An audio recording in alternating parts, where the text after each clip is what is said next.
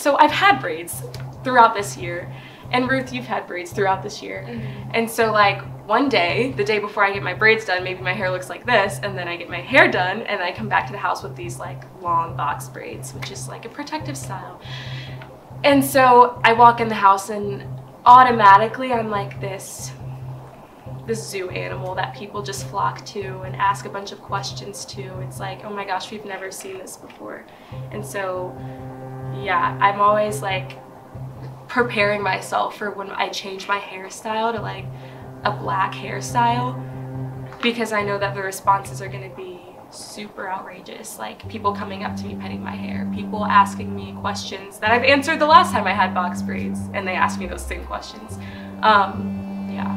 And it's like, it's really degrading. Yeah, it's not even like curiosity, like healthy curiosity. It's like, this is funny because it's different and it's not white, so we're gonna ask you questions like we care, but we just want to be entertained, not educated. That's the type of vibe it gives. Yeah, and even when it's not braids, like last year was in the kitchen, it was late at night, I went downstairs wearing my bonnet, which is just like a silk bonnet that I wear to sleep. And a girl comes up to me and without even asking for my consent just starts stroking it, like, what's that? What's on your head? Ooh, it's shiny, like all these things. And I'm like, girl, what? Why are you touching me? Like, what if I just started touching you? What? There's just that lack of respect. So there's been multiple hair situations and hair comments that you just like deal with on the daily, but this one that I'm about to talk about happened like a couple weeks ago. So right before spring break, I had some more box braids in and I was taking them out, and the process just involves cutting off the hair, like unraveling the braiding hair, and then like the excess braiding hair you just make a pile and eventually throw that away. My roommates, they see it and they see the pile of hair that was posted on social media, and then they come from down the hall in our room to the room I'm in, enter the door code, swing open the door, and they're like, where is it at? Like, what? I saw this on someone's story, like, that's so disgusting. That's so gross. That looks like a bear. It looks like a dog.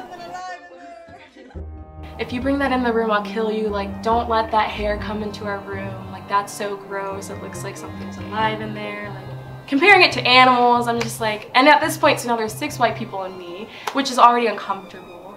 And like, just a horrible, dehumanizing, mocking mess of, was made of me doing something that's so common and You wouldn't even I don't think twice, twice, you know, like, it's just like, I'm taking out my hair. This is, and my friend who did it, she's from Ghana.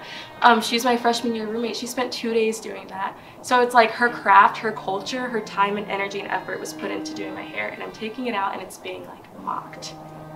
Crazy. And I think a lot of the support is performative. A lot of times, like with this recent instance where my roommates were like mocking my hair and things like that, that made its way to the CRS board, and so the chapter president has been in my phone, and the VP DEI has been in my phone, and the risk manager has been in my phone, like nonstop. But they'll come track us down, and then it's like, let's talk.